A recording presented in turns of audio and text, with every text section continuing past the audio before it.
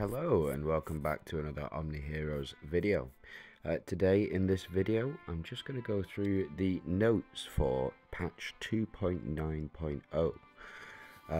It's a detailed overview of this version. So updated maintenance is May 14th from 6 AM to 9 PM UTC. The first update and only update, it looks like, is the new World Arena matches. So the highly anticipated World Arena matches will officially start on May 17th. So as of the day that I'm recording this, it is the 12th, so 5 more days. And then the World Arena will be open. Gameplay features a multi-team mode with more teams dispatched as you climb up the ranks. So I'm sure you'll start out as, say, bronze or gold, everybody will. And then the higher up the ranks you go, the more teams that you will need to produce in order to complete it. Now, I wouldn't worry too much about if you don't have enough teams to fill out the roster. I think just getting to where you can get to and then seeing what there is available rewards wise for you. So upon reaching the master tier, you can compete against players from various zones. Players can earn generous rewards such as legendary heroes, summons, legendary relic, selectable chests, rune purification materials, awakening tokens, and more by participating in the World Arena matches. Now let's just rewind. You can compete against players from various zones. That to me is very interesting, because not only will you be competing against the people within your current war zone. So for example, if I go to season and I look in Foggy Coliseum, this is the top 128 from my current war zone. So if I go into rankings and I go into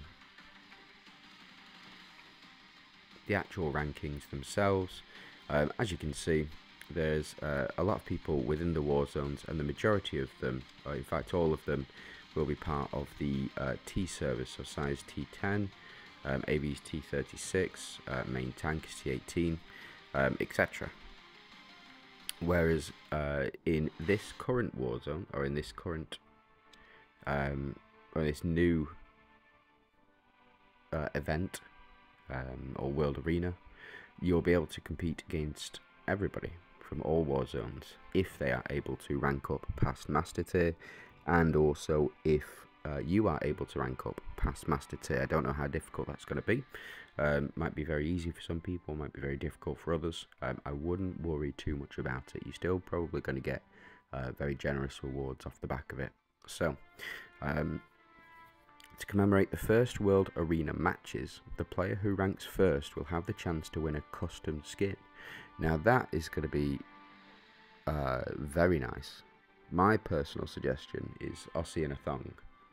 And the reason I suggested that is in chat a while ago, we were deciding who should go into Valkyrie Manor, and we all decided that it would be best as the Mystifier. This is before Bastet came out. For the Mystifier's Valkyrie in the Manor to be Aussie, but unfortunately the devs decided to ignore that suggestion and go with Bastet, probably for the best. But custom skin for the winner, I don't think many of us should worry too much about it. I think there's going to be some mega whales up there at the very top, and they will get a skin that they want. Stay tuned to community announcements for more details on that event. That means you can see it on Facebook, you can see it on Instagram if you got them on there. I will certainly be posting about it within this within YouTube, and I'm sure many other creators will as well. And you can also find the information on the Discord. Now, if you haven't joined up to the Discord already, I would highly recommend joining up. It's really easy to do. You just search OmniHeroes in Discord, click sign up, and it'll add you on. So we have some excellent updates as well. Player feedback adjustment. They do listen to us with this. I know I personally sent them an email about this last week, and the week before, and the week before that, and the week before that. added login rewards for day 270 and beyond. Subsequently, there will be login rewards every 30 days. Now, I think everybody will start from day 270. I don't know if they're going to backdate it. I haven't heard anything about that. And I also think that the money, if you have spent any, will not provide you with double rewards if you were to go back. So what I would suggest, if that is the case, if we aren't able to double claim rewards on days that we've spent, because they don't have the ability to do that, I suggest that we do make complaints through the various different channels. You can go through into your settings, you can click customer service and it'll open up a bot, and then you click other issues and so on and so forth. So you can also email through to them about that, or any other issues that you might have as well. Now, the next bit of news is that increase the maximum number of hero inventory slots that can be purchased. Each player can now buy an additional 200 hero inventory slots compared to before. For example, a V2 player who could previously purchase 70 slots can now purchase 270. So let's just...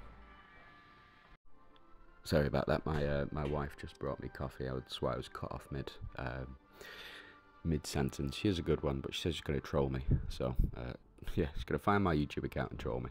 We'll see. More comments for me, I guess.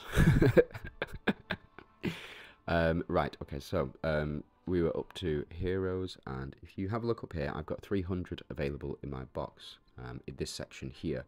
I have purchased, so I did originally start with 200, but you can buy, so I could buy up to a maximum of an additional 80, but after this announcement I'll be able to buy an additional 200. Now, the only reason that you might want to purchase additional slots is if you do a big summon, saved up all your tokens, and you do a big summon on here, so you do, 300 in a row, then you're back and forth. So you go on heroes, quick advance, go into your city, go into your inventory, go into your shards, quick advance or fuse all, and then go into heroes, quick advance, keep going back and forth. Can be a real pain. So the additional 200 slots might alleviate that as well. So just something to keep in mind there. Now, the next notification here added a toggle relic for animations during battle. So this effectively means that you can skip the relic animations. I personally do like them. I think they add flavour to the battle, but a lot of people, if they're trying to watch a battle, they don't want to go over the same animations over and over and over again. So the most recent relics, for example, these blades, the Demon Blade Whip, and the spear all have the same animation, which is the rainbow shooting up and then back down. It can, I'm sure if all of your relics do that, it can get very annoying, especially if you've got, say, spear into hammer into those blades, for example, or the Demon Bane Whip. It's just the exact same relic animation over and over again, and that's not the fault of the players, that is the fault of the devs for not, or for recycling that animation. They really shouldn't be. In my opinion anyway, they really shouldn't be recycling that animation. They should be bringing us new animations for new relics. Makes sense, for me anyway. But they've added, as a sort of a sticking plaster for that, they've added toggle for relic animations during battles, which means you can skip relic animations, and that is a suggestion of Chrono Mirage. I think he suggested it about 3 weeks ago, 4 weeks ago, and he kept posting it, and he kept posting it, and kept posting it, and eventually they have clearly listened to him, which is it's fair. It's a good idea, and as well, it just shows that the devs are listening, and they are listening through, say, the Discord channel on the suggestions box as well. So just something to keep in mind. If you do have any suggestions, go and pop them in, and keep popping them in as well. Don't just pop them in once and expect it to change. The more that people talk about it, the more that the community cries out, the more likely it is that devs are going to listen. Now, this is a big one. So Althea has been added to Oracle Shop, and the exchange rules have also been adjusted. After this update, players can now use Oracle coins directly to exchange hero shards for Elma, Christine, and Althea. For specific exchange rules after updates, please refer to in-game information. So if I go into my inventory here, as you can see, I have 35 Gloria shards. I have 0 Althea shards, but I do have Ophelia shards, Leandra shards, Nerissa shards. And as you can see, if I were to go into my Oracle shop now, I will have 77, I believe. Yeah, 77. So the way that it will work moving forward is if I were to have, say, 35 Elma shards, I would be able to use 15 of my Oracle tokens to buy 15 shards for Elma, getting him up all the way, and so the shards in here would no longer be there. So if you have a look at, say, my Ophelia or my Leandra, Nerissa, Gloria, Astrid, what they are saying is that you can go ahead and buy for those particular units. You can buy shards for those particular units. So that's from the Season 1 update. So it's Elma, Christine, and Althea. You are able to purchase those shards directly from the Oracle shop now, or you will be after this update on the 15th. Oh, sorry, the 14th of May. So that'll be in 2 days' time that this update will go live.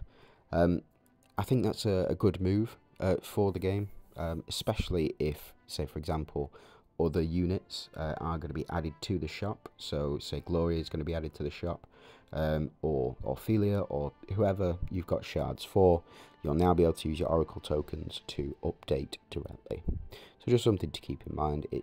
I think it's a good update for the game. I think it's a good directional move for them, because people who have had these shards stuck for a long time will be able to clear them, and it's just good for the OCD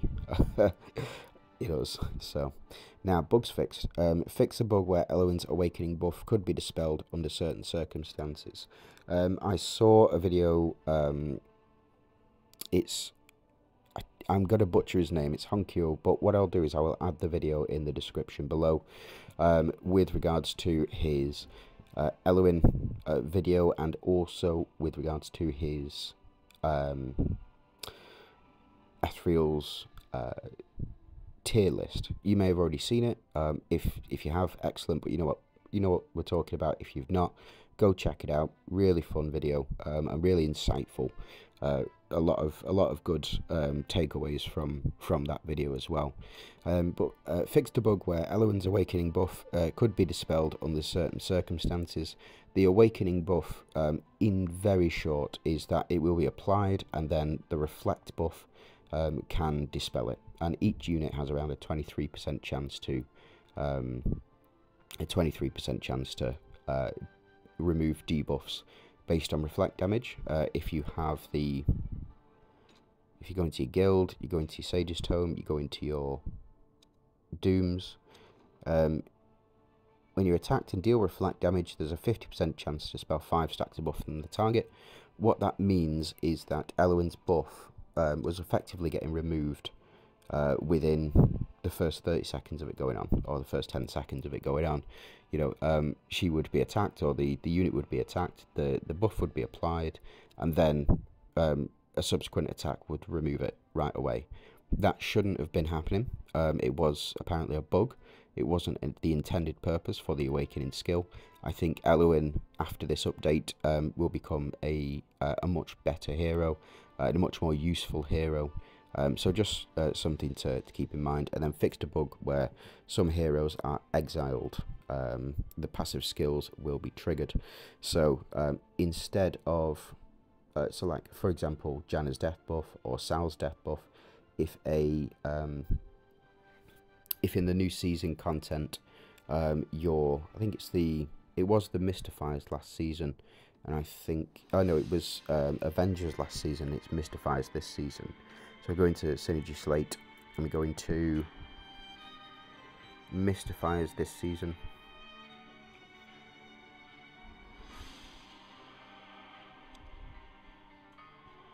There you go. Consumes energy to banish. I think that's it, but I think that's it. So I think that's related to seasonal content. But if some heroes are exiled, the passive skills will be triggered.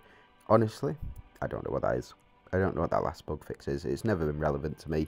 If you do know, please explain to me in the comments. I really would like to know what that means. So if you do know, please don't keep it to yourself. Let everybody else know, or post it in the Discord. And then we'll catch up later. But that is the game announcement. That is the patch notes for 2.9.0. Again, coming out on the 14th of May between 6 and 9. So that's it from me. If you've got anything you want to discuss, please do let me know. Just leave a comment. If you like and subscribe to the video, well, like the video and subscribe to the channel, you get more of this type of content on a daily basis. So thanks for watching. You have a good day.